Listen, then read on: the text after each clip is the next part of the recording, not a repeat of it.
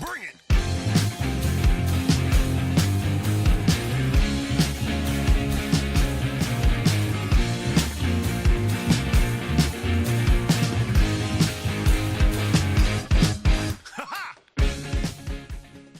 This is Turn 1 Thoughtseize. I'm Aaron. I'm Jadine. And this is episode 90, Junding $4. Jadine Klomparens of Star City Games fame is joining us this week as Zach is frantically, feverishly testing for the Pro Tour by playing, at last count, 35 drafts. That is a lot of drafts. It's a lot of drafts. It is so many drafts. So I decided to give him the week off, as it were, because I was like, "Hey man, I haven't heard anything," and he was like, or like the digital equivalent of that. Sorry, I can't talk right now. My next draft is about to start. I'm in pack 2. I don't really know what I'm going to take, but okay, no podcast this week. Find somebody else. It's okay. Well, I'm here. Pretty much. So, Jadine, in a glorious gesture of friendship, decided to take 1,000 hours out of her day to come and record the world's longest podcast. Literally, somehow I looked at a day that had 24 hours and was like, this needs to have 1,000 hours so I can do the podcast. But I did it. It's hyperbole. No, Okay. it's fact. Done. As always, we start off with housekeeping. We have one new patron since the last episode, Chris B. Thank you so much. I believe you popped into the Discord, so that should be all set. If there are any patrons that are still waiting on stuff or don't have the right Discord link or whatever, comments, concerns, considerations, get at me. I am pretty accessible. You can tweet me or email me. All the stuff is at the bottom. The merch store is still open. It is Thoughtseize.bigcartel.com. The only thing up there right now is the playmat pre-order. The playmat pre-order is going to go until the end of the month. And then I'm going to shut it down, order them, and then put up the regular order. So if you want to be one of the firstest, bestest, foreverest to get one, you can certainly pre-order it, or you can wait. Or if you're a patron, you're ordering one, let me know in advance. I will apply your patron discount and get those out to people. Deck Builder, the deck building app that Zach and I at least use. I don't know. Do you use Deck Builder? I do not. Okay. Well, you should, because it's great. And it is objectively great, and we used it. I've used it for years. Zach has also used it for years. They also sponsor the show. We have our very own vanity link. If you want to go check out their stuff, it's store.decked, DECKED builder.com/T, the number 1 Thoughtseize. We get a little kickback, and it's a good product. We wouldn't have agreed to promote it if we didn't like and use it. So go check their stuff out. Yeah, I don't use it. I mean, I don't use any deck builder thing, so it's not like I'm using a competitor, but like I wouldn't click on half the awful decks you send me if it weren't for the fact that they looked really pretty in the link. Exactly. So they've got a nice product. Boom, value. This is also starting with the last Turn 1 Thoughtseize episode. There was a Turn 1 Thoughtseize episode, a Turn 1 Wild Nikadal episode, and then this is the next Turn 1 Thoughtseize episode. So it'll be the second one to use the split episode format. So there'll be a break in the middle. Make sure you download both parts. It'll just show up in your podcast stream as part 1, part 2. So if you want to hear the whole show, then you can listen to both. It should be pretty seamless, and people seemed to like it with episode 88, so we're going to keep doing it until people tell us to stop. The events of the week, man, people are real passionate about candy. Turns out. That's weird. We're not going to, it is weird. It was very weird. I was not expecting, so I just randomly posted about like what I consider to be the objectively best candies. And York peppermint patties obviously is number one. And I'll be darned if hundreds upon hundreds of people, much like the episode where I said that Terminus should be banned, I had hundreds upon hundreds of people come out of the woodwork to tell me what an idiot I am. They were all just out there waiting for the chance. I mean, they really were. I should have seen some of the comments that I got, like, in the about, I was like, you can either have, like, Jace or Teferi or Terminus, like, pick two out of the three, but, like, one of them should go. And, like, everybody who ever put an island in a card sleeve was like, you're the biggest idiot ever. And I was like, okay, cool. I got it. I was not expecting that response level and intensity with regards to candy. But I mean, in like everybody's defense, you just didn't mention any of the good candy. All the candy on here is top shelf. Peppermint patties, Almond Joy, Boston Baked Beans, original Mars bars, rest in peace. They are no longer in production. Peanut M&Ms. All wonderful. Where are the sour Skittles? Where are the sweet tarts? Where is the good candy? I apparently I just have like terrible taste in candy, which is not true, but I have wonderful taste in candy. I had to explain what some of these were to our friends overseas who apparently they don't have peppermint patties. They have something that is basically a Mounds, but it has a different name. And yeah, so it was a learning and friendship journey. So anyways, if you're interested in finding out what every like person that I know on Twitter's candy rankings are, I had to go down to top 10 because people were really disappointed. They were like, where's the Skittles? Like, where's all the fruit stuff? And I was like, I don't really like fruit stuff. Anyways, candy. So this episode is going to be no more modern, all candy. It's candy talk from here on in. Turn one candy. Yeah, I feel like we can do better. Smarties cereal. Yikes. I didn't know Smarties made a cereal. They don't. It's just Smarties and milk. Yikes. I explained the break-even challenge to you, correct? You did. Okay. So, for anybody who missed last episode, or possibly even the episode before that, I've decided to take a month in the shoes of the SCG circuit grinder. I am approximately 2.5 or 3 weeks in. It is rough. I like my sleep is suffering. My interpersonal relationships are suffering. Like is that an accurate depiction of like the sacrifices that a committed grinder makes? Oh yeah.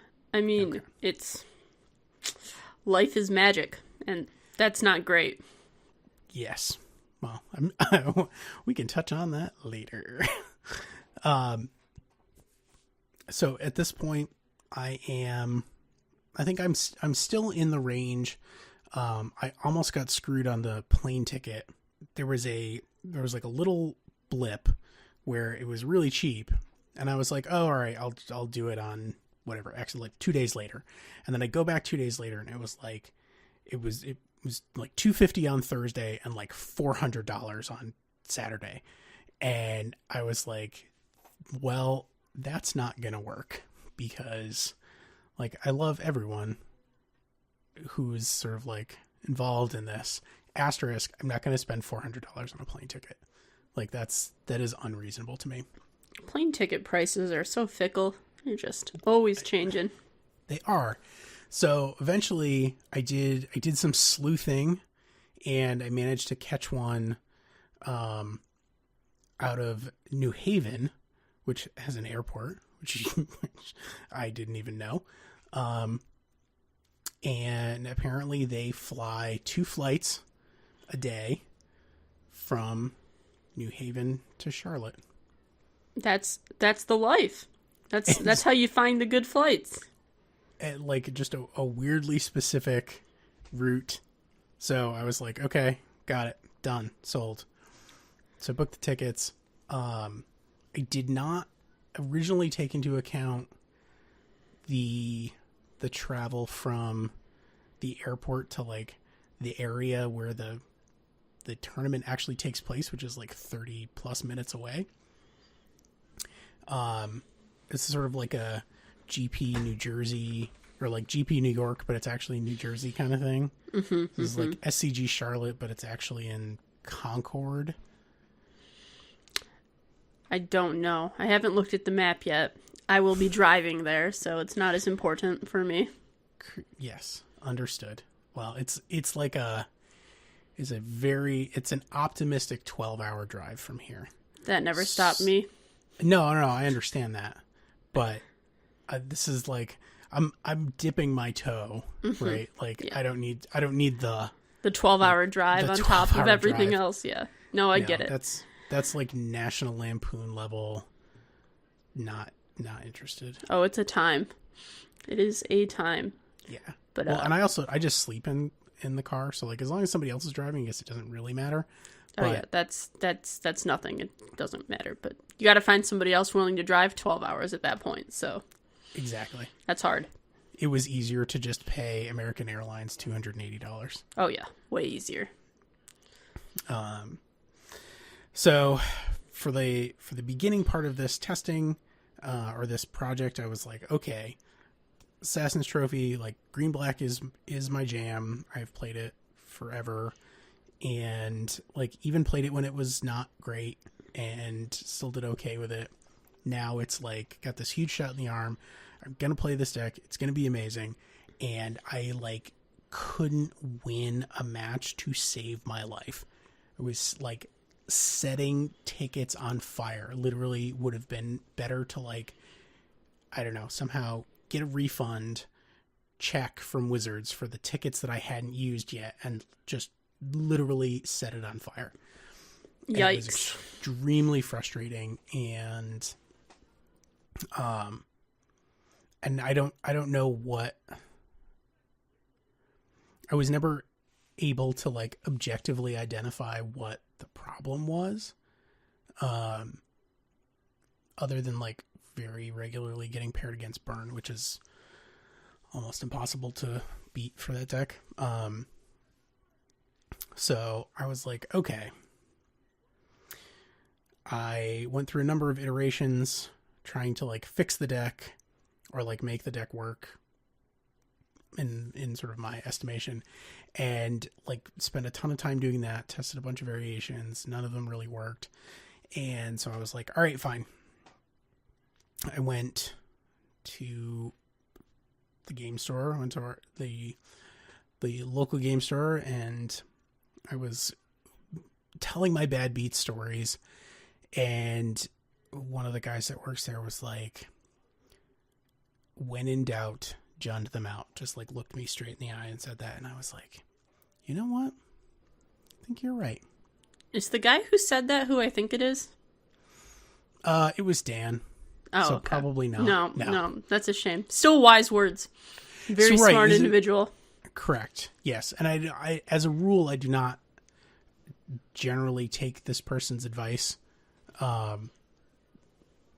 just because it's usually not relevant to my like everyday life.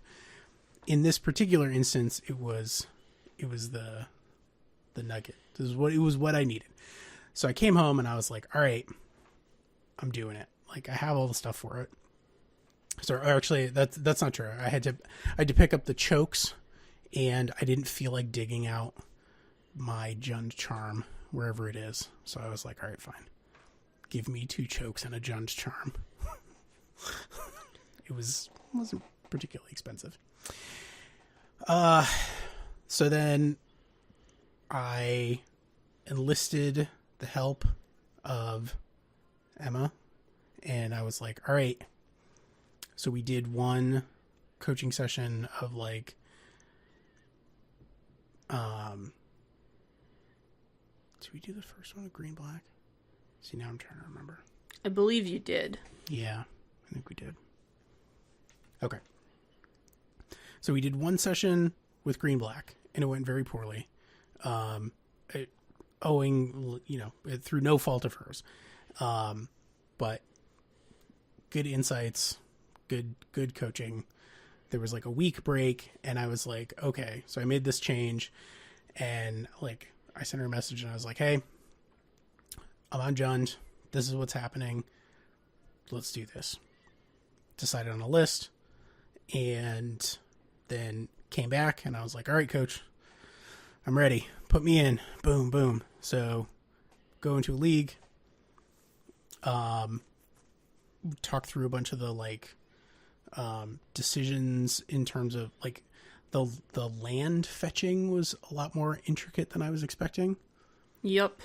Adding another color will do that. Things get a little more complicated. So, yeah, exactly. I wasn't just like, oh, I'll go get an overgrown tomb. So that took some getting used to. I kind of got the hang of that. And then went in. I think I was 2-1 when we finished. And then we wrapped up, and I finished out the league 4-1. Boom. Much rejoicing. My only loss was to a very like fortunate series of draws for a green stompy opponent. Sure. And a series of unfortunate draws for me. So it's how it be sometimes. Yes, sometimes it do be like that. And an aspect of Hydra will get you. Yikes, yeah. It done got me. So, but that was the only thing that I dropped, and like beat real decks for the rest of it. So it was like I beat Blue White Control and Tron, and then I went on and beat Bogles, which is kind of a buy, because like playing a main deck Edict is sort of. I bet an Assassin's Trophy made that much better.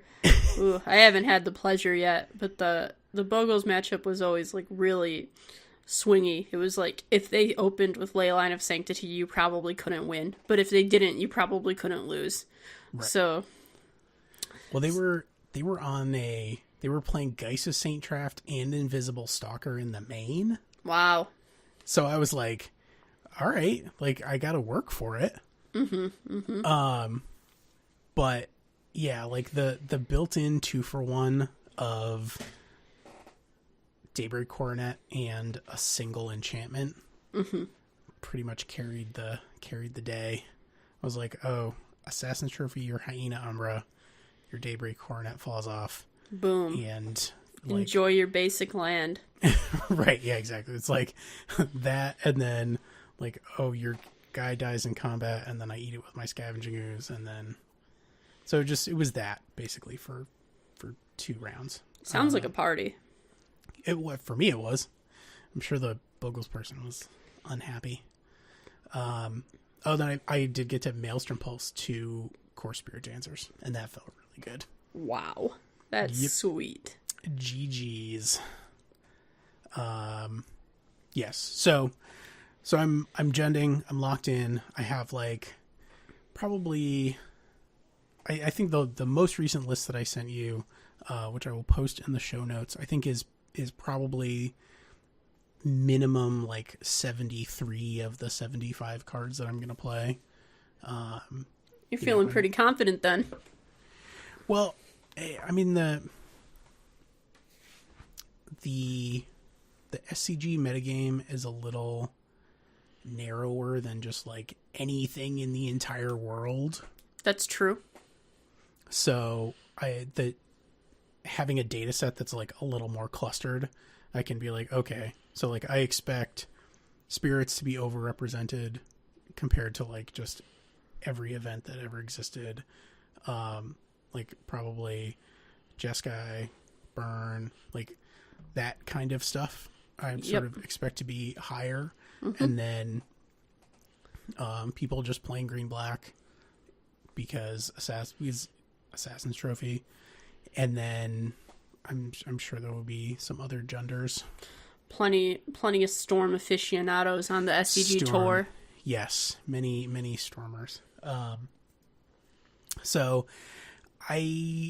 Dredge. And Dredge. Well, Dredge I think is the thing, right? Because the stuff that I'm consistently losing to is like Burn and Dredge are the hardest, the toughest nuts to crack thus far. Like I've beaten Blue White Control. Like I always beat them in 3, but it's like play, draw, play. Mm-hmm. Usually win the ones that are on the play. If you can keep 7, it's usually pretty solid. Playing a Dreadbore in the main has been fantastic. Planeswalkers deserve to die. Correct. So yes, so I've been doing that. So I'll give the event is not this weekend, but next weekend. So obviously there will be no show next weekend because I will be away. After that, the show after that will be sort of the wrap up and the spreadsheet of like, right, all the stuff, and see how close I got to breaking even. So we shall see. But I feel good about the stuff. I feel good about the deck. I feel good about the choices. Perfect. So we're on track. Guilds of Ravnica has been making some splashes in Modern. Thoughts? Did you just call Guilds of Ravnica a Magikarp? I mean it is splashing, so I guess. But then eventually it tackles. So it is both splashing and tackling. Guilds of Ravnica is sweet. I don't know that I don't really keep up that much with how much sets affect Modern, but it feels like something hasn't been this impactful in a bit. Teferi out of Dominaria is pretty big. Yeah, I mean, previous to that, like a lot of there were a bunch of stragglers from like Shadow's block. Mm-hmm. Like just some notable fringe cards. I don't know. I guess Bedlam Reveler doesn't really count as a fringe card. It's like part of a tier deck. Finally got there. It was fringe for a while. Yeah. But yeah. Tireless Tracker. Like, Guilds is a multicolor set. Multicolor sets always hit Modern harder because they're just, like, more powerful, more efficient. Yeah, I mean, Creeping Chill obviously is, in my head, Creeping Chill is, like, the star of this particular show. I mean, like, Assassin's Trophy obviously, like, is good and does put some downward pressure on nonsense, mm-hmm. right? Like it's a good anti-shenanigans card, but it didn't like resurrect an entire archetype from like tier 3 status like Creeping Chill did. Yeah, that's the interesting thing about Dredge. Like, how bad was Dredge before? How much better did Creeping Chill make it? I don't really have good answers to those questions. I suspect that it's not as big of a difference as it appears, but Creeping Chill is really good in the deck. Yeah, I guess it feels worse. I will say that, like, definitely from being on the receiving end of it, definitely feels worse than like Grave Troll. Oh yeah, I 3-2'd a league yesterday with Burn, and I lost both times to Dredge. How do I beat Creeping Chill? I don't. You don't, because they get to cast their Lightning Helix for 0 mana. Yeah, that is just a gross number to be casting spells for. Value. Too much value. It's literally insurmountable value.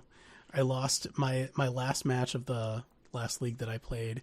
I lost. My opponent had 1 card left in their library, and I was at 3 life, and the next to last card in their library was Creeping Chill. Get it. And they certainly did it. And they were at 1.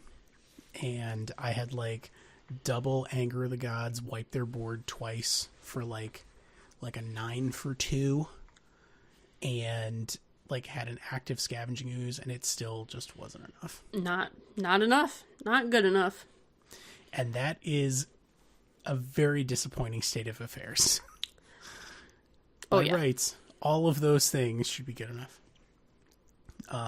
So yeah, when you combine Creeping Chill with a Conflagrate, it really starts to get big, because like the swings are big. They don't get punished for just like having cards in hand, because they're just like, oh, like Fireball you for 9 after a Life from the Loam, and then also dredge back my Stinkweed Imp, 12 you're dead. Aren't you on record saying that Dredge is basically a burn deck now? I am, and it is. Because that's, like, they're now playing 3 Conflagrates and 4, essentially, Lightning Helixes. And then they've got a bunch of 2-power creatures that often have haste. And, like, I haven't lost to a Prize Amalgam in a minute, but I certainly have lost to, like, double Lightning Helix Conflagrate you. And that seems to be the way that the deck is sort of functioning optimally right now. So that sounds like a burn deck to me. Yeah, I mean, the creatures are still there. They're still plan A, but, you know, the burn plan is also there, also very good. I was playing burn yesterday. The guy mills an Ancient Grudge, and I'm like, what did they bring an Ancient Grudge against me for? And then, you know, somebody in the room told me, oh, it's for Ensnaring Bridge. And I'm like, that doesn't seem good. And they're like, yeah, you know, they could just burn you out if you draw Ensnaring Bridge. With all those things. You probably don't need to play Ancient Grudge. I'm like, I agree. Yeah. I will say that is definitely one of the... I have a lot of bad sideboarding habits that have sort of built up over the past years.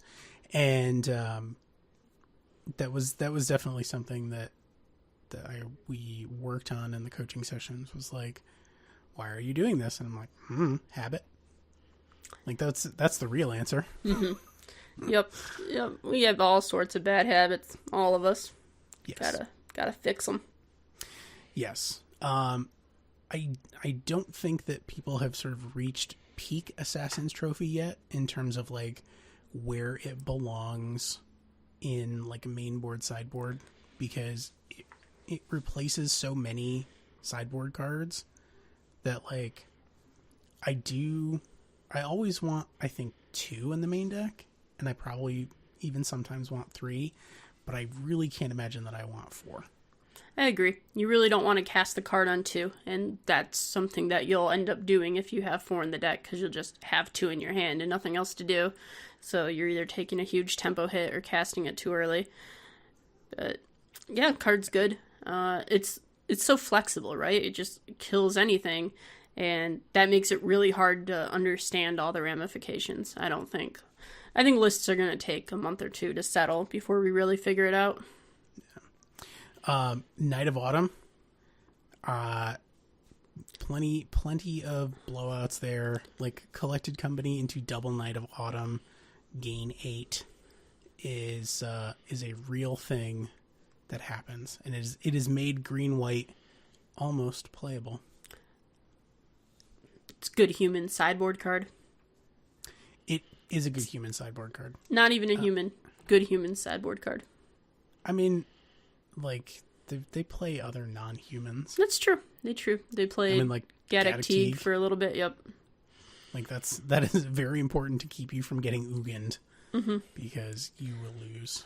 Yep. Not being a human, not a disqualifier for the human sideboard.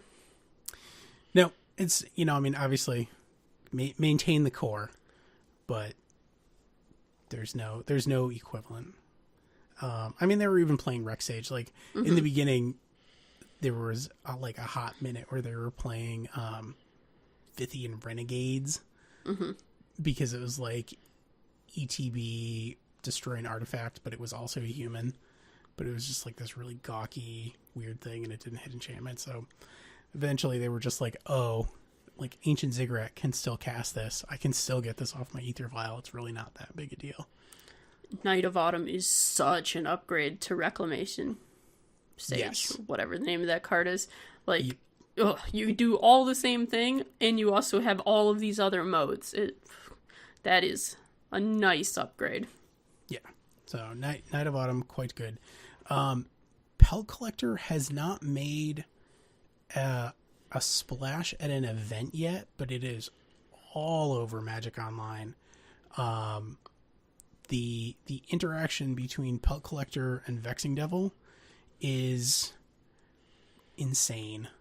Like Pelt Collector on one, Vexing Devil, get a trigger, and then you're like, do I take 4 or no? And if you decide to take the 4 and kill it, it's still like there's another Pelt Collector trigger. So now you have taken 4 and you have a 3/3 trample that you still have to deal with. And so that the deck can sort of go off very quickly. And it's the evolution of like Bushwhacker Zoo now with larger creatures. That is quite the interaction. That is a scary Pelt Collector. It's and you have to, right, like it's the classic Punisher thing, right? Like you're gonna pick whichever one is better for you at that time, but it solves the Punisher problem in the sense that both of the choices are always bad. So, like if you have one Fatal Push in your hand and you take 4 because you can kill the other guy, like you still took 4 damage. Like they still outrated you by quite a bit. And, sometimes you're just going to be like, oh, Burning Tree Emissary, Pelt Collector, Vexing Devil.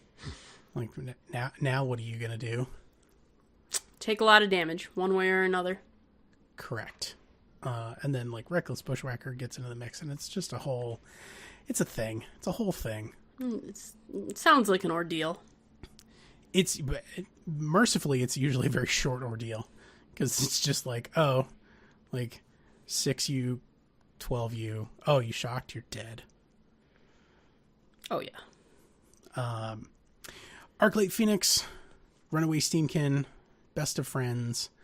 I believe that Arclight Phoenix has a place in regular old, like, standard Mardu. Or not standard format Mardu, but sort of like stock Mardu. Oh, like the tokens list? Yeah, I've seen a little bit of that floating around. Like early on, I felt so vindicated because I was like, this is legit. I literally took out the Lingering Souls and put in for Arclight Phoenix and like switched around a couple of things. Like I added Gut Shots and like went up to 4 Manamorphos, and it was just like, all right, let's do this. Faithless Looting, dump a guy, Gut Shot your thing. Like you're just, it speeds up the clock so much more. Like that was the perceived and actual problem of playing Mardu is like Lingering Souls is so pokey without like Sorin or Intangible Virtue, like something to just push some damage through with them. Yeah, I played a lot of Mardu, and that was definitely the problem. Just, you can't kill anybody fast enough when they're doing something that's much more powerful or you don't interact with very well. Like when you're playing against Tron, it just doesn't matter how long you give them, so long, so you can Thoughtseize them into oblivion, and eventually they'll just have 8 lands and play an Ugin, and the game's over. Yep. Yeah, so Phoenix definitely solves that problem. It turns off the downside of Bedlam Reveler. It's just so from a sort of fair Magic perspective, I think it belongs in that deck in some capacity. Sure. And then there was some naysayer. It may have been Zach. He may have been naysaying me because I remember then Jerry Thompson like jumped on his stream and he was like, I'm playing Arclight Phoenix and Mardu, and I was like, yeah.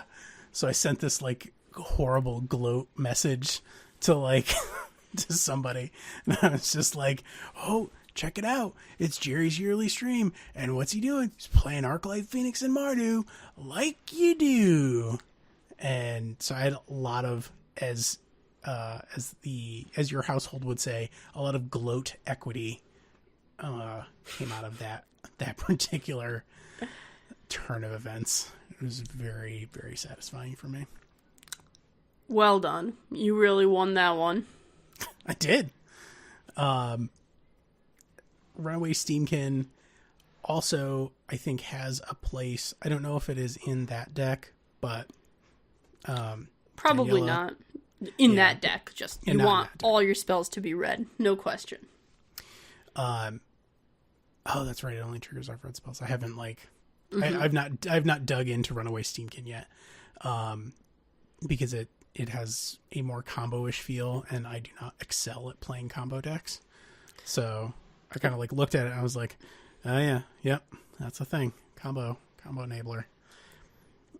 However, the Steamkin Romance deck, created by Daniela Holy Diva Diaz of the Canary Islands, Spain, is a ridiculous deck that is sort of like half Storm and half Arclight Phoenix, Runaway Steamkin, Bedlam Reveler, just like shenanigans.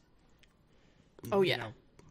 And so she put it out there and was like, did a couple versions of it, found one that worked, and now people are just like 5-0ing with it all over the place. It seems to be getting a lot of traction and a lot of attention, and it's the kind of deck where I just stare at the list of cards and I'm like, I don't know if this is good or not, but if it is, I am terrified. Yes, it is a deck that, like, as opposed to all of the other decks that I have put Fiery Temper into, this is a deck where Fiery Temper is actually very good. Oh yeah, what a delightful Fiery Temper deck. Like, having 4 lightning bolts is great. Having 8 lightning bolts is even better. And when those lightning bolts are also often drawing you cards because it's part of a Faithless Looting or like Tormenting Voice, it's just everything. So I think there's a shell. There's variations on that shell that are like, don't have not had time to have been explored yet because the set's been out for 2 weeks. Yeah. It's like the deck is less than a month old. But like people are already sort of doing variations of it, adding different colors.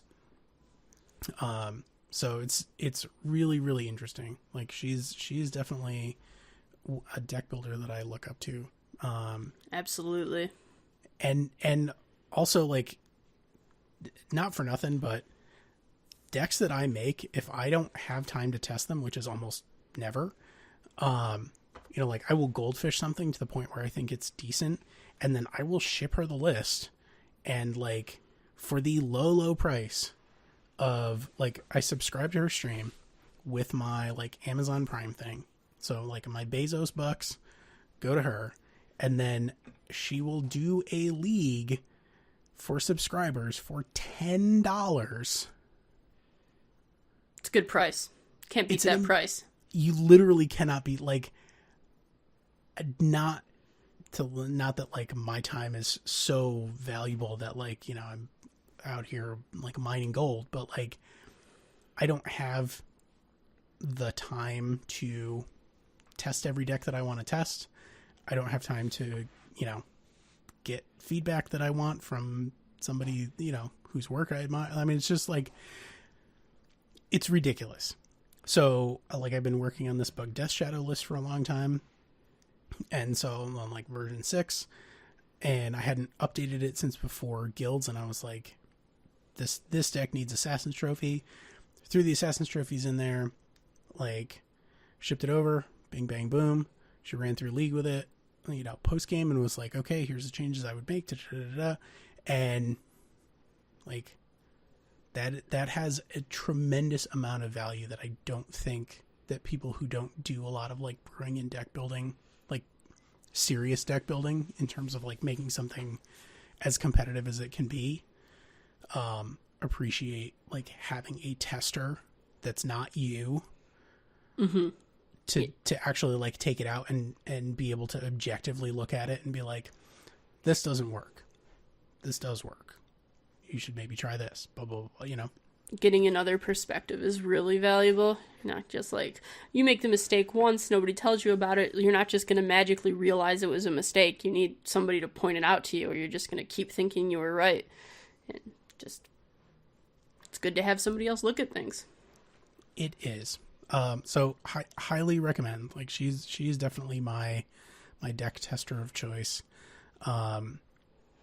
There's some stuff that hasn't quite broken through yet, and I think that it's really just a matter of people are still sort of playing with the obvious stuff, and it hasn't sort of like filtered down to the secondary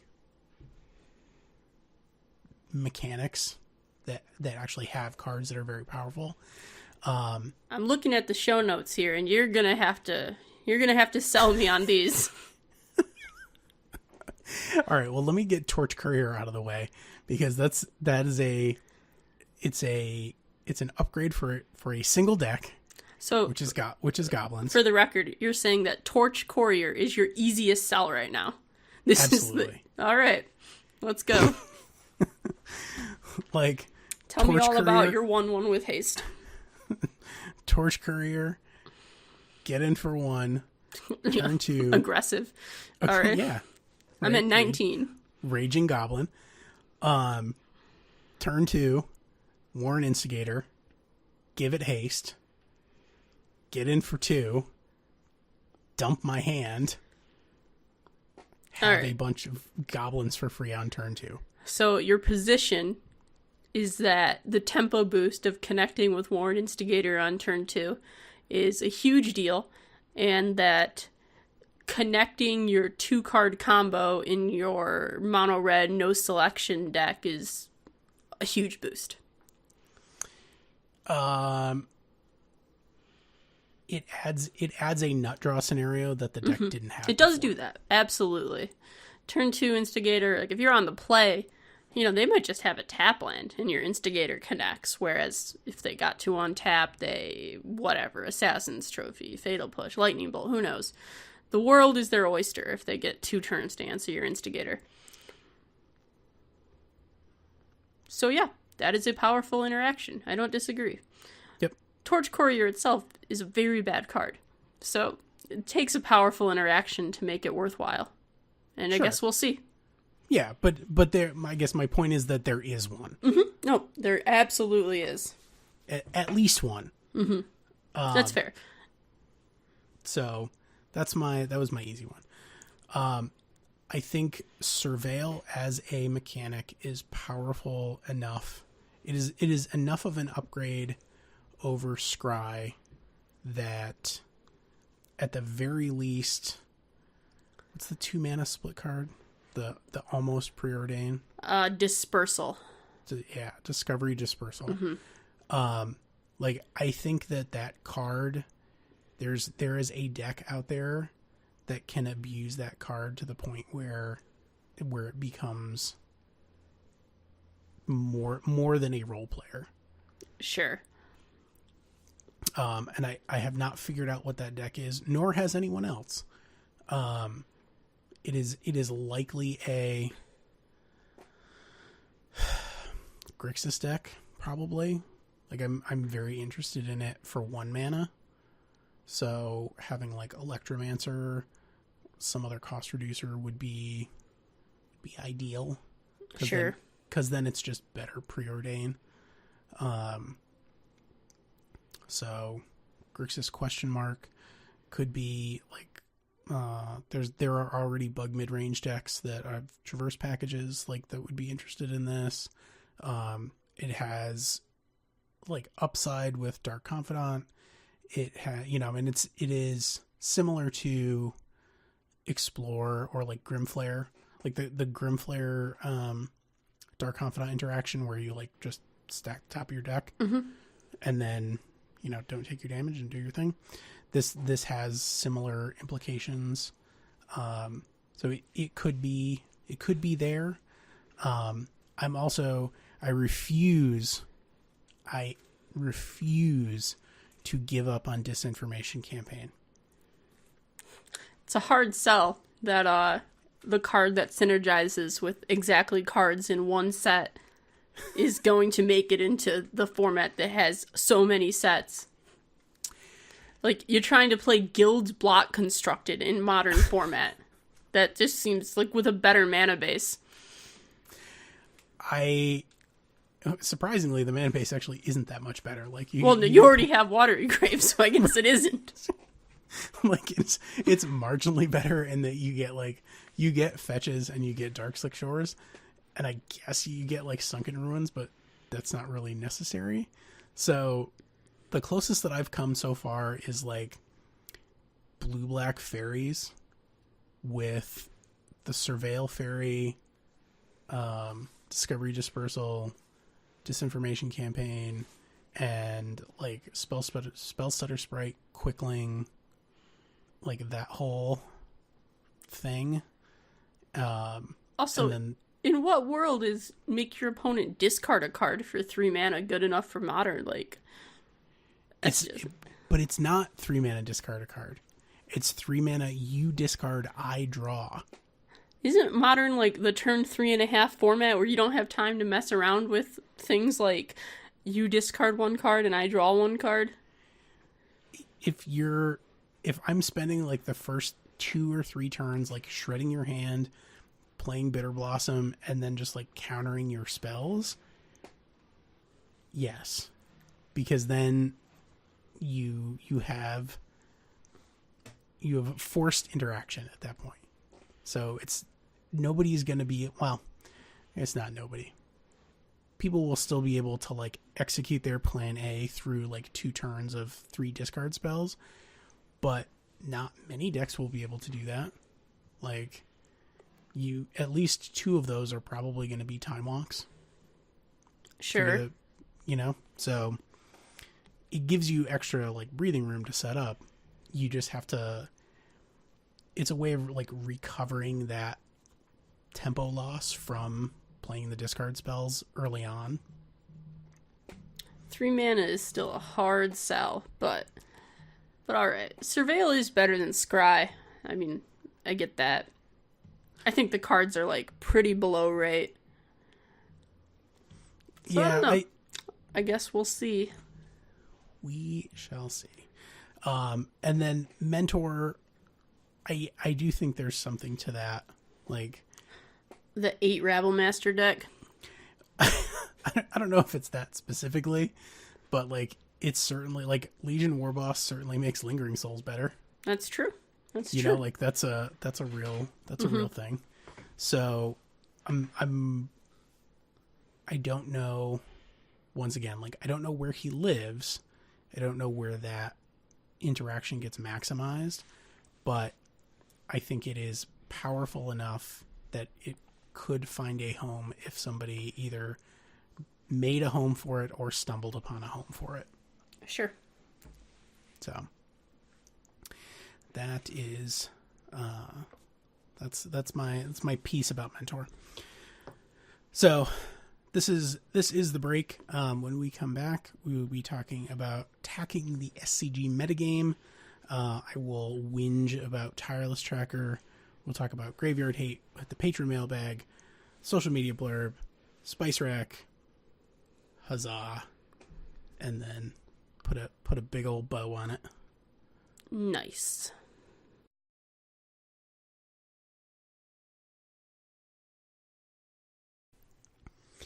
All right, we are back from the break. We are talking about the SCG metagame. So it's so I kind of touched on it in the last segment, which is it's a little more of a known quantity, right? Like you're not showing up to GP where like literally anyone from anywhere came in and they're just like, here's my whatever. Like nobody, I guess I can't say now. I was going to say nobody's going to show up with blue black mill, but I guess that's not technically true. That could happen. That is definitely a possibility. It's the noise is quieted somewhat. Like, it's pretty easy to just play against meta decks for the whole tournament. And, you know, sometimes maybe you'll face a couple rounds that aren't quite something you really expected. But for the most part, you know, it's not really that out there. Yeah.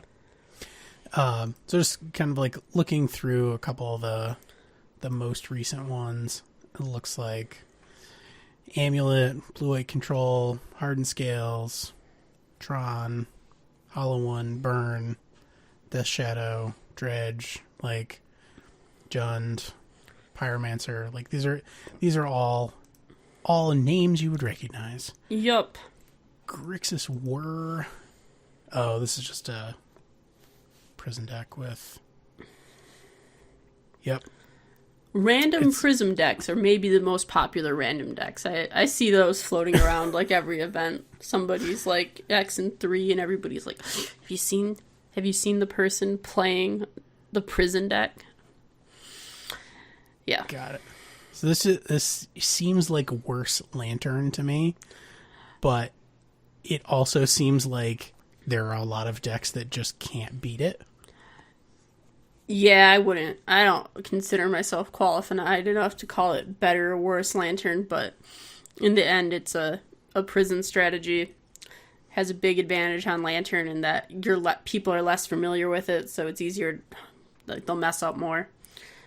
People got pretty familiar with Lantern for a while, but sure. But your only main deck win condition is a single Pyrite Spellbomb to loop with Academy Ruins. Who needs to win the game? Or waiting for your opponent to deck. That's the thing. Yeah, but that's easy. We've got Academy Ruins. We can just not deck while they deck. It's easy. Yes. We have like, do we have a Ghost Quarter in here? We have Tech Edge plus, and a Ghost Quarter plus Crucible. Can take all their lands. Oh yeah. Yep. No, I'm not saying that it doesn't, like, that it's a thing that you can do. I'm just saying that it's not a thing that you should do. Wow, what a judgment statement. Yep. Yes. I see that you not listened to the old episodes where I ranted about Lantern for 35 minutes. Well, Lantern was good for a while. Yes, it was. My argument then, as now, is that like those styles of deck are sort of bad for constructed play. So. Oh, I don't disagree with you there. You know, so like the cards are legal. You're allowed to play the deck. It's a sort of like respect for the game and the kind of thing. We'll just agree to disagree. If something's going to be done, I think it should be Wizards. I wouldn't mind if they did, but I ain't expecting people to be like, oh, I don't think this is good for the game. I'm not going to play it. I'm not expecting people to take that position either. I'm like, I can only control what I can control, which is what I play. And so, it'll never be a Lantern of Insight deck, apparently. Correct. I would not make that choice. All right, fair enough. So yeah, I guess random like Chalice and Snaring Bridge Whir of Invention deck. Mm-hmm. But then like Burn, Jeskai, Dredge, Humans, Spirits, Bant Spirits, Humans, like all the stuff. Mm-hmm. So given that that's sort of what I can roughly expect, probably like I assume that Dredge is going to be more heavily represented than it has been in the past few weeks because people, I don't think fully grasped how much of an upgrade Creeping Chill is. Yep, and there's a lot of Dredge hype right now, so like a lot, and deserved hype too. It's not like you know, it's not one of those things where people are like, oh man, this is totally gonna like break the game wide open, blah blah blah. It's like, oh, like this deck is tearing up leagues. This deck is like actually putting up real numbers in real like events with stakes. So it's more than like it is hype, but it's deserved hype. The hype is real. Oh yeah. So I will. Oh, so the list that I'm going to play, which I will break down exceedingly quickly, is okay. So the list that I'm planning on bringing right now is 4 Dark Confidants, 2 Scavenging Ooze, 4 Tarmogoyf, 1 Kitchen Finks, 4 Bloodbraid Elf, 2 Fatal Push, 4 Inquisitions, 3 Lightning Bolts, 2 Thoughtseizes, 3 Assassin's Trophy, 1 Dreadbore, 1 Kolaghan's Command, 4 Liliana of the Veil, 1 Maelstrom Pulse, 24 lands, including but not limited to 2 Raging Ravines, 1 Treetop Village, and I put the Twilight Mire back in because it is relevant, in my opinion. Sure. Sideboard, obviously, like, this is where a lot of the action comes in. 1 Grafdigger's Cage has been fine. 2 Surgical, 2 Ancient Grudge, 2 Collective Brutality, 2 Damping Sphere, 1 Anger, 2 Choke, 1 Jund Charm, 1 Liliana the Last Hope, and a single Languish. Jund lists have so many things you can do with them. So many things. At a rough count, I'm going to be playing Jund and Charlotte too, and my rough count has our lists at about 60 of the same 75 cards. Really? Yeah. Huh. Is it mostly sideboard difference? It's a lot of sideboard differences. There was like 6 in the main, I think, and some of that was just the mana base. Okay, sure. Huh. All right, so I basically got tired of losing to Burn and Dredge. Mm-hmm. And so I took the Tireless Tracker that was the 1 of 3 drop creature, and the original list that I was playing was Tireless Tracker. And it was just too slow. Like, it was still value, it was still card advantage, blah, blah, blah, blah, blah. It was on a timeline that I wanted the game to be over by the time it got good. Yep. Yeah. So I hate Tireless Tracker and Jund. People like talk to me about green black and they're like, yeah, you just play Tireless Tracker, and I'm like, right. I think that's the big cost of playing green black, is that you have to play Tireless Tracker because you don't have red, so you can't play any better threats. Tireless Tracker is just trying to do a little of everything, and it just isn't very good at any of it. That opinion shook me to my very core when you first expressed it to me. I actually talked about it last episode. I had a little healing session where I was like, Tireless Tracker is good. So yeah, I did still want something at 3, and Kitchen Finks, it was basically down to like Kitchen Finks or Courser of Crufix, were the 2 things that I was thinking about, because certainly like the mana base is very painful. Mm-hmm. Even at its sort of like at its best. So having the pain taken out of a lot of that stuff with Courser is good. And it may end up to be correct. Like that's still a flex. I'll have to try out both of them, but Kitchen Finks is just good. Mm-hmm. Completely reasonable. Dredge sideboard mainstay. Playing 1 in the main is fine. I've been very close to playing a Courser of Crufix before, and Kitchen Finks is in my sideboard like half the time. Very serviceable Magic cards. Yep. So then sideboard, Anger of the Gods. There used to be 2. I cut one of them for a Jund Charm. They perform similar functions.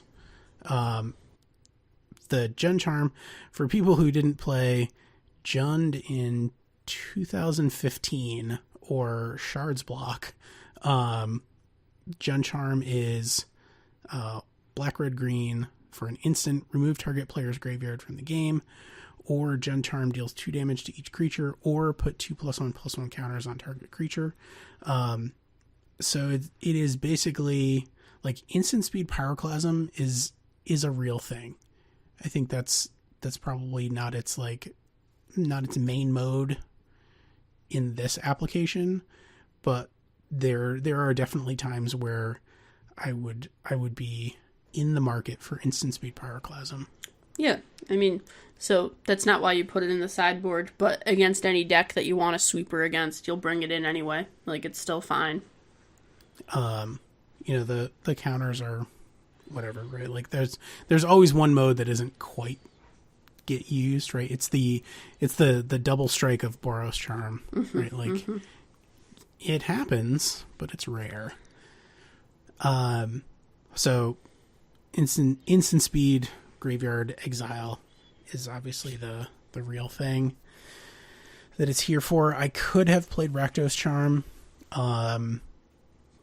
but I already have like some of that overlap covered with Ancient Grudge. So like having another artifact thing that just exiled graveyards, like I would have probably played like Ravenous Trap if I was just interested in the exile effect. But that certainly would have been an option. Choke is just really good against blue-white. Super good. Like, it is definitely good against blue-white. And you know, and good against spirits, good against, like, there's the if you can get game one, or even if you lose game one and you sideboard on the play, like having a choke on curve will get you pretty far in those matchups. Yeah, I don't think I could convince myself to bring in choke against anything again except exactly blue-white control. You just look so silly if Banned Spirits is like Botanical Sanctum and just you get like 1 or 0 lands with your choke. Sure. That's fair. I mean, it's a blue-white and Jeskai, I think, are... Jeskai too. Yep. The blue-based control decks, I'm super on board. Like, I think there are going to be enough of them that it is worth having them. That is fair. I have flirted with playing a single choke before. I can't. Yeah. And I also, like, this is also very much geared towards, like, not losing to the stuff that I hate losing to. Mm-hmm. Like, I hate losing to blue-white control. It really upsets me. So I do not want to do that. And so I've got a bunch of chokes. There you go. I don't expect there to be a ton of Tron, but if there is, I will be happy to have Damping Sphere. It looks like plenty of people are playing Amulet, so I'm very glad to have it in that situation. Good against Storm, you know, just an all-around, it's a fine sphere. It's definitely a sphere. Collective Brutality, originally there was one in the main, and I moved it to the side and added a second one. Agree. For that same reason that, like, if I'm just getting pummeled by burn, a fully escalated Collective Brutality is a special kind of joy. Brutality is the single best card you can play against burn. It is just the most bang for your buck in terms of a sideboard card against burn. It is nice. Yep. Surgical is for all the things that Surgical is good for. The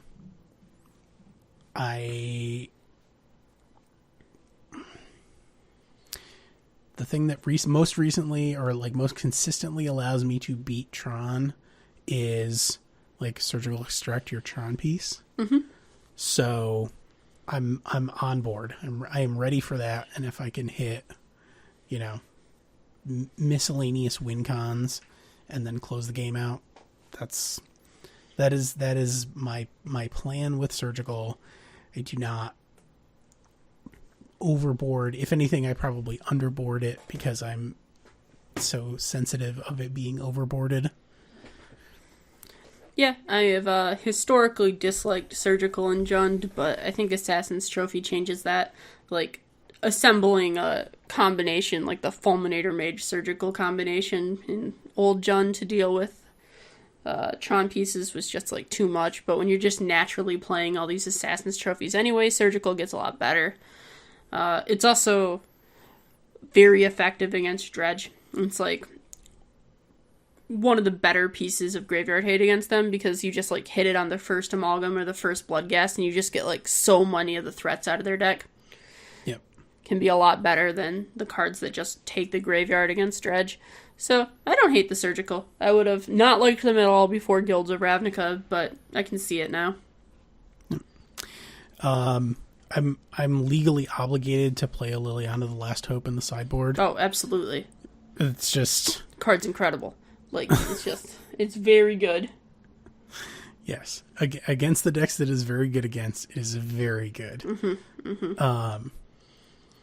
And it's like Maelstrom Pulse, right? Like, as someone who plays green-black X decks, it is against my religion to not play one Maelstrom Pulse in the main. Wow. So, that's the first thing I do. That is a stance. Yep. And it has served me well. The other sweeper that I picked is Languish. I picked it specifically because of its interaction with Selfless Spirit.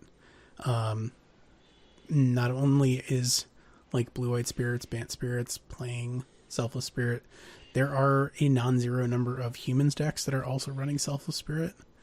Sure. And some of them are running Tajik, new Tajik. Languish gets all of that. Languish gets all of it, and sometimes it's going to be just Plague Wind. Like if I've got a couple fat Tarmogoyfs, I will definitely play a 4-mana Plague Wind any day of the week. Oh yeah. So all this talk about Graveyard Hate, and you're not playing the most common, probably the best piece of Graveyard Hate that Jund has access to. Which is? Nile Spellbomb. I used to play Nile Spellbombs. The Nile Spellbombs became Grafdigger's Cage and Jund Charm. I'm really high on Spellbomb, but mostly because it shores up the Pyromancer matchup in like a way that none of these cards really do. Pyromancer is like a very bad matchup, but like you just have to get like their graveyard, and you have to do it like quickly and at weird times to stop Lingering Souls, to stop Bedlam Reveler, and just 3 mana for Jund Charm is too much. Grafdigger's Cage is not good against them. It's just having a Nile Spellbomb on the board can slow down their Reveler enough to get you somewhere. Okay. I was in green-black. I was running one in the main deck, and that was very fine. I am not against running one. I just don't know what I cut for it. Like, the main deck is very tight. That is true. That is true. So, just something to keep in mind if you're looking to change up your graveyard thing. I expect you might find that Jund Charm is a little unwieldy in the Graveyard Hate role against... like, so my thing is that, like, the places where you need Graveyard Hate, you need it on demand, and you also need to be advancing your game plan so that, like, you can end the game. So you can't afford to just always be leaving up this 3 mana for Jund Charm. So if you can... like, less mana is very valuable when it comes to Graveyard Hate. Okay. I am not against that. I mean, did they play enough discard stuff to trigger Ravenous Trap? You'd have to show me the text on Ravenous Trap. It's been a minute. Yeah, same. Let's look it up right now. 3 or more from anywhere.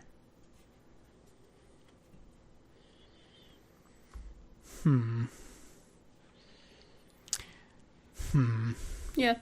Like, this card is, like, pretty good against Dredge. And my problem with it is that it's not very good against any of the other matchups. Right. Well, I wasn't sure if it triggered off of, like, Faithless Looting, because if that was the case, then I'm in. It does trigger off Faithless Looting, right? Because the Faithless Looting and the 2 cards they discard go to the graveyard. So the front half of Faithless Looting, but not the back half. Got it. Yes. Okay. So I guess I'm a little more on board with it in that case. But Yeah, it's still awkward because against Marty, you really just want to be like looking at their graveyard and like getting it at like the last possible second to slow down their Reveler, and that's not just necessarily when they played their Faithless Looting on turn 1 or whatever. Sure. All right. Spellbomb. I will find room for a Spellbomb somewhere. Nice. I was impactful. Sure. I mean, I wouldn't have invited you on the show if I didn't value your opinion. Perfect. So, oh wow, that was pretty quick. Look at that. Just burn through all this stuff like crazy. Talking about Jund. Jund is so good, though.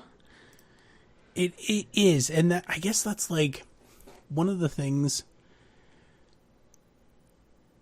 that struck me about like the new build of Green Black is it's so all in on attrition that if your opponent had like any way of generating a 2-for-1 in the other direction, it was very difficult for you to catch up. Sure. So it would be like, okay, like got everything under control, and then like Bloodbraid Elf, and you're like, oh, you got me. Did it. Yeah. So that was very difficult, and most decks have something like that now.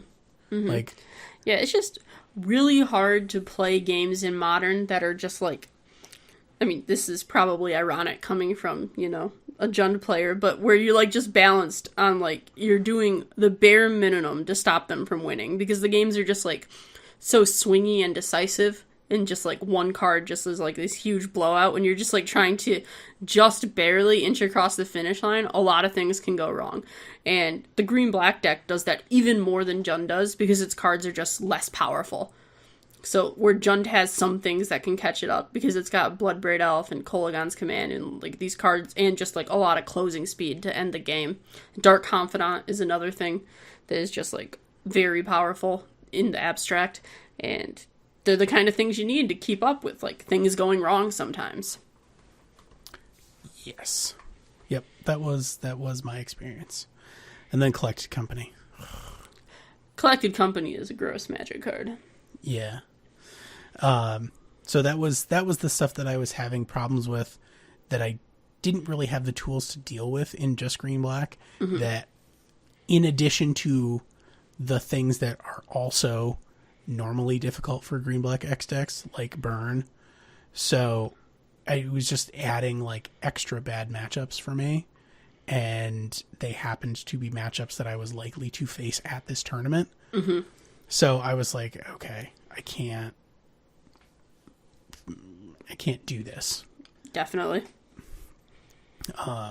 Because as much as I love Green Black, Die Hard, all that, like when there is something on the line in terms of like a goal that involves money and the expenditure thereof, I'm going to make the best choice for the stuff that I have and the playstyle that I have, which is having access to Lightning Bolt, because sometimes you just burn them out.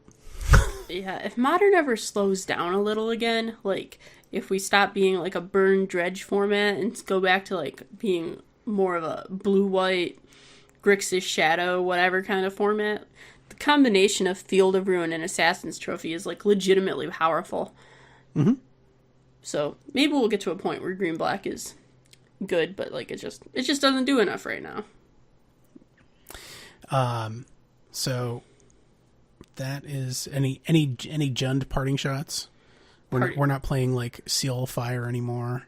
No.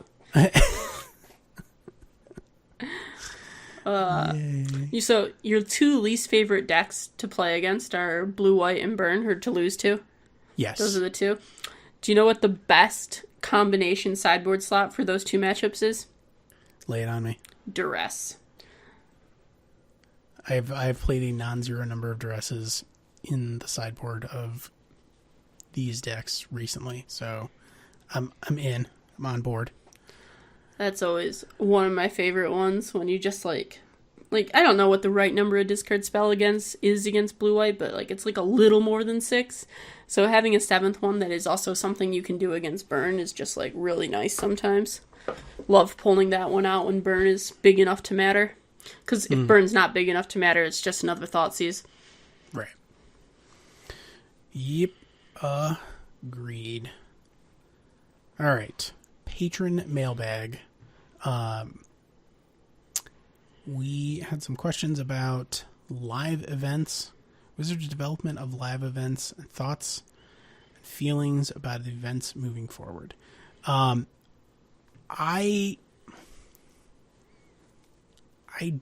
get like the beefs that people have with the structure of coverage right now.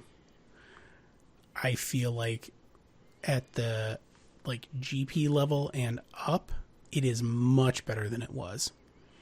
And like it is going to take some time to get additional resources. I mean, like the changes that people most often talk about, which is like more coverage of individual matches, fewer breaks, etc., etc.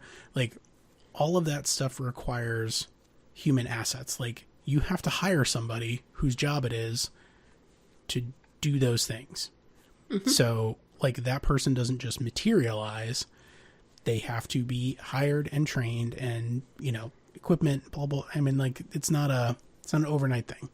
So in 6 months, if we're like exactly where we are or have like taken some kind of backslide, then sure.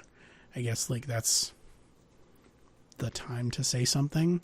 For right now, like they have said that they are, you know, working on acquiring said assets and making the changes that people are asking for. Just like hang loose, man. Yeah, I think coverage has been improving a reasonable amount over the last year or two or whatever. Like we're started to improve at a rate that's like reasonable to expect improvement at. Like just kind of these people do this thing, this company puts on this thing and they do it, like it's just going to naturally get better, right? And I think we're at that rate of improvement, and just we're really far behind. Magic coverage was so bad for so long, but sure, that's okay. We're improving, you know. Hopefully we get some leaps and bounds soon, but improvement's nice. Indeed. Someone else asked what decks we have been playing. They originally asked, obviously, me and Zach, but you're here. Surprise! Surprise! I, as previously stated, had been playing Green-Black pretty extensively and to very poor effect. I am now playing Jund to much better effect. I had a 4-1 league that I finished after the last coaching session that I had with Emma. I jumped back in, beat Bogles, beat Blue-Red Tempo, and then got paired against Burn, and Dredge, and lost all of those matches. So tilt. Yep. I mean, that's sometimes you just get paired against your like worst matchups 3 times in a row. Dredge is rough. Yes, it is. And that's kind of like honestly the thing that spurred a lot of my thinking about graveyard hate is like I had some people who were just like, oh, well, you have scavenging ooze, it's fine. And I'm like, no, it's not fine. Like, it is not fast enough to keep up with what is happening. Yeah, scavenging ooze is like the nail in the coffin against Dredge. If you have another piece of graveyard hate and can stop them, scavenging ooze can like finish the job. It can, but if they're already like, you're just never stopping a graveyard with scavenging ooze. If they're just like turn 1 Faithless Looting, discarded Stinkweed Imp, you're like, play my scavenging ooze. It's over. You lost. Yeah. Yep. You were taking 10 next turn. Mm-hmm. So. Yeah, that's so it is good. It belongs in the deck, and like arguably belongs in the main deck. Asterisk, that can't be the thing. Mm-hmm. That can't be your plan. Definitely. So Zach, I know, is playing, most recently is playing Amulet Titan. Presumably doing fine with it. He is drafting constantly. Always drafting. ABD, always be drafting.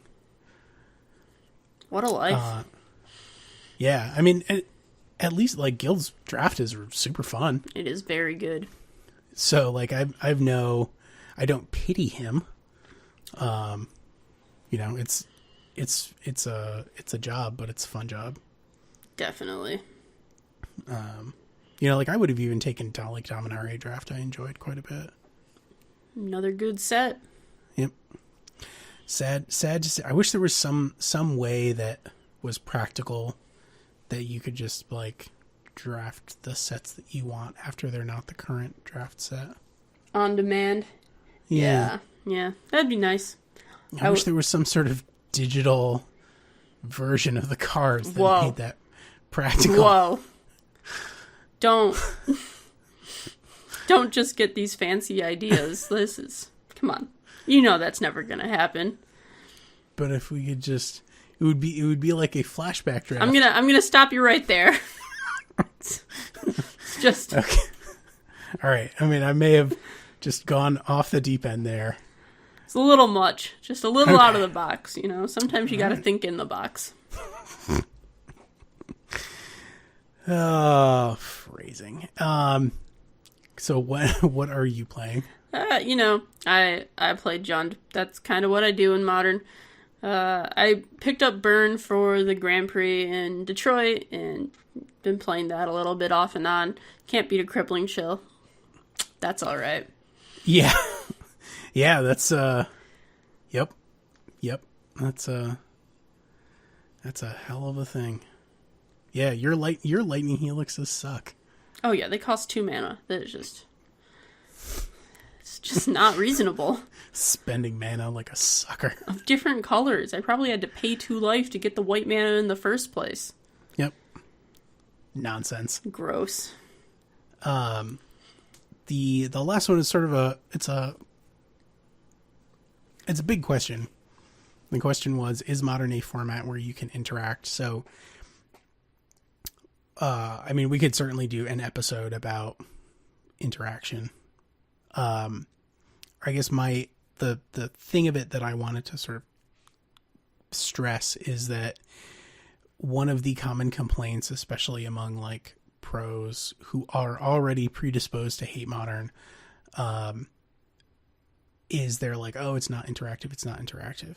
And my counter argument, because so many of them love Legacy and are like, oh, it's so interactive, which just means that everybody has to play Force of Will. Like, that is not interactive.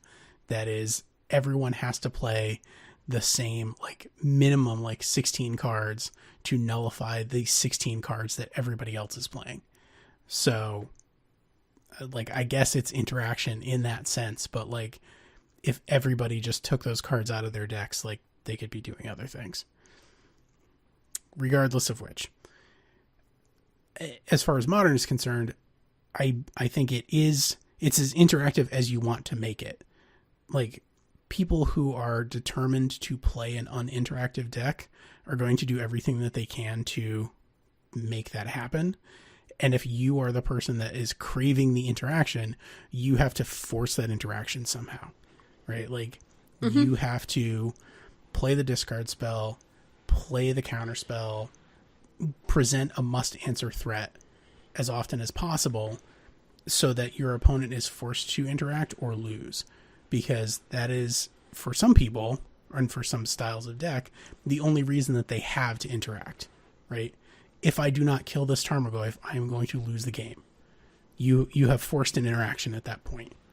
So, you know, pick your definition of like what your ideal interaction style is, and then construct your deck in such a way that it forces that outcome. And then, yes, it will be an extremely interactive format. Yeah, my Jund games always feel interactive. It's just kill some things, stop what you're doing, let's go.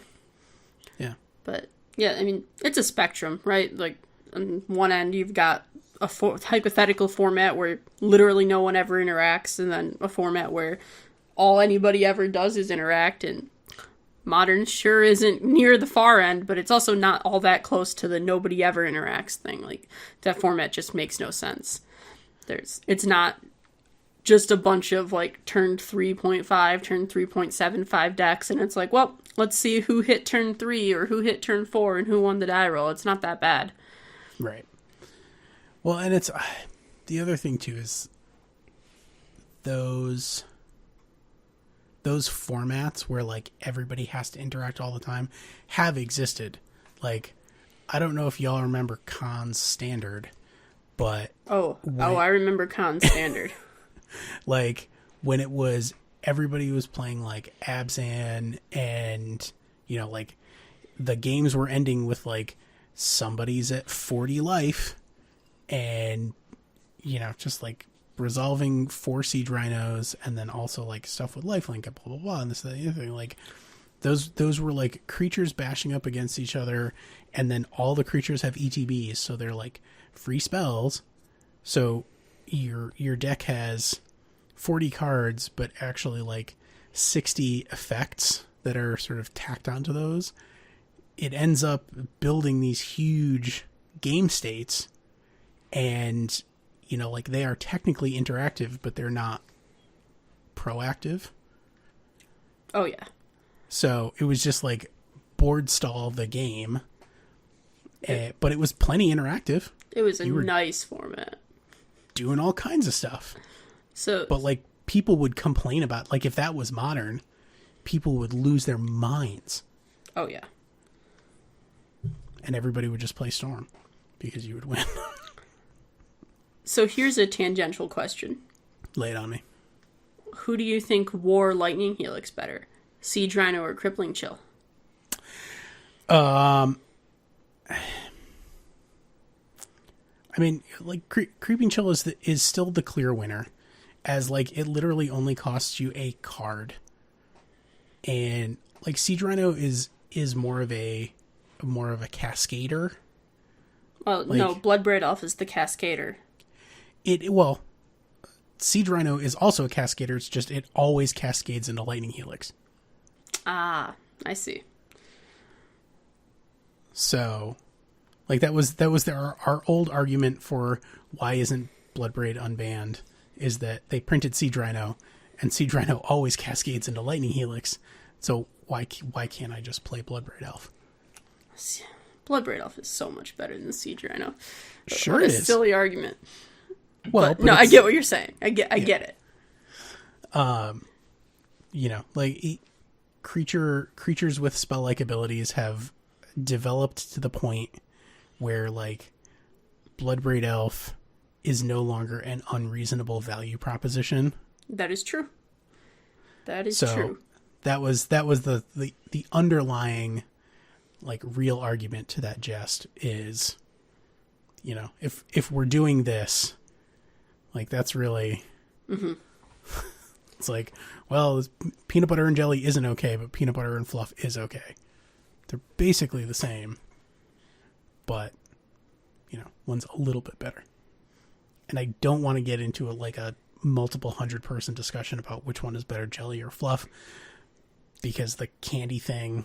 I have literally never heard of fluff in a food context. Really? Really. Okay. Well, the next time you go to any store that sells food, go to the aisle that contains the peanut butter and the jelly, and there will be a section, a little column, of a white canister with a red lid that says marshmallow fluff in big letters. Wow. And you learn something new every day. It's exactly what it sounds like. It is marshmallow, but slightly less formed. Spreadable marshmallows. What a world. Yeah. The future is now. We have the technology to make spreadable marshmallow.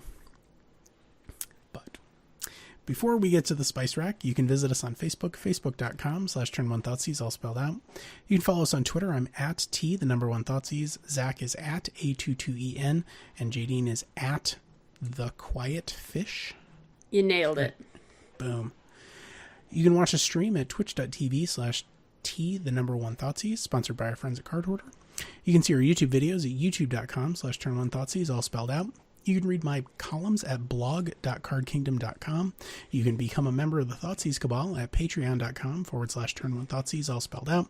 And of course, you can see all of our content on turn1thoughtseize.com. You can read all of Jadine's articles at starcitygames.com. That's true. On the premium side. Every Tuesday. 11 a.m. Eastern.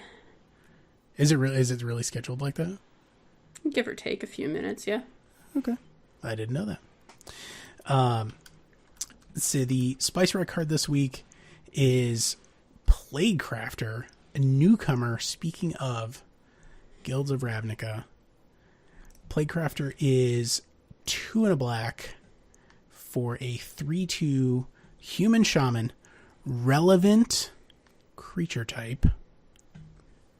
And when he enters the battlefield, each player sacrifices a creature or planeswalker. Each player who can't discards a card. So, basically, Fleshbag Marauder plus. Plus, indeed. So, Fleshbag Marauder is already a card that I'm not entirely uninterested in playing in certain contexts. It is a 3-mana 3/1 that just, when it enters the battlefield, each player sacrifices a creature. So I'm already in baseline conceptually. The fact that it will also has the potential to edict a planeswalker, boom, is a very big deal. Oh yeah. This is the second card ever printed that has a Planeswalker Edict effect. The first one is from the Slaughter, from Shadows block. I don't remember what set it was in. Right. But it had Delirium, so that's the one. Yeah. Yeah. So it must have been Eldritch Moon? Oh, right. I don't remember how that set's mechanic. Yeah, whatever. To the Slaughter. Yeah. So To the Slaughter exists. I have seen people play it. I don't think that I would advise someone to play it. You forgot the Eldest Reborn. Another Planeswalker Edict. Sorry. Sure. Not important. Yeah.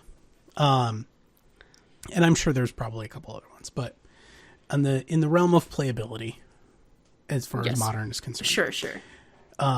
It is relevant that it is not a May ability. So if you play this, your opponent has an empty board and a Planeswalker, they have to sack the Planeswalker. Yep. And you still get a discard on the back end, which is nice. So if you are in a situation where you just need a body, you need to get some kind of pressure, then you can play this. And if your opponent has no legal targets, you can sack something else, sack a spirit token, and then have a 3/2 body that is meaningful. Mm-hmm. They have to discard a card if nothing else. This card, the biggest upgrade on Fleshbag Marauder is absolutely the fact that it gets a Planeswalker. This is just a powerful board option out of humans to deal with people that are just trying to slam a Lyra on you or something, and you just you're do I want to bring in the Dismember, which is really bad unless blue-white draws Lyra, and now you have Plaguecrafter. Kill a Lyra. Kill a Teferi. Kill a Baneslayer Angel. Whatever you need to kill, Plaguecrafter is here to see that it is killed. Yes. And the interaction with Vial, though obvious, is also very powerful. Definitely. Fire up your Celestial Colonnade, Vial and my Plaguecrafter, kill your Celestial Colonnade is great. When your opponent's Hellbent, just draw step Plaguecrafter like it's a K command. Make them discard their only card. There you go. Boom. Nailed it. So this card has a lot of play. I expect it to be adopted by humans in some number in the sideboard. Beyond that, I could very easily see this in Chord Toolbox decks, Eldritch Evolution, like that kind of stuff. You can hit it off company, even though that's sort of like I don't like hitting stuff like this randomly. Right. But in a pinch. Definitely. It'll do.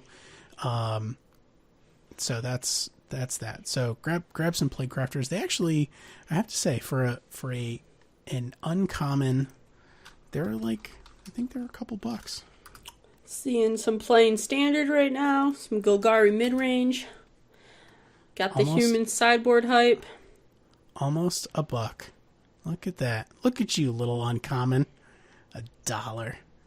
He's like Monastery Swiftspear all over again. Little $1 common while it's in standard. Adorable. So, that is all we have. Thanks so much for hanging out, and we will catch you next time.